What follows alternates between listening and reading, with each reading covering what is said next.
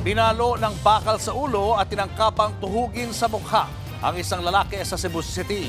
Dahil lang daw hindi niya pinahiram ng cellphone ng suspect. Nasa frontlining balita si John Aroa ng News 5 Visayas.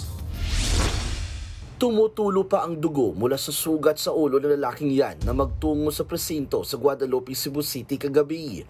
Kinilala siyang si Ashley Luminog, 28 anyos. Natutulog daw siya noon nang bigla siyang paluin ng bakal sa ulo ng apo ng kanyang nanay-nanayan. Tinangka pa raw siyang tuhugin ito. Hindi dapat sa kwarto, sir, para matulog. Kaya gikan mo trabaho. Humiga ako para matulog. Pag uwi ko galing trabaho, bigla niya akong hinampas sa ulo habang nakahiga. Sa pangalawang hampas, nasa loko ang bakal at nag-agawan kami hanggang makalabas ako ng kwarto. Kung hindi ko yon nasalo, butas na sana ang mukha ko. Ang itinuturong dahilan, isang cellphone. Siya nga, di ako magpahula mong cellphone. Nagalit daw siya sa akin kasi hindi ko raw siya pinahiram ng cellphone.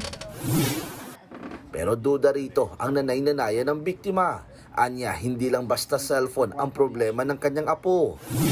Problematic. Galik-alik. Pursigido naman ang biktima na maghahain ng reklamo.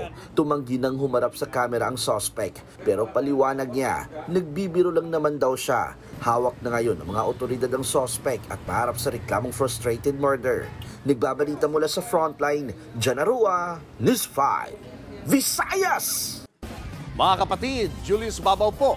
Para sa komprehensibo at makabuluhang balitaan at talakayan, mag-follow at mag-subscribe na sa social media pages ng News 5.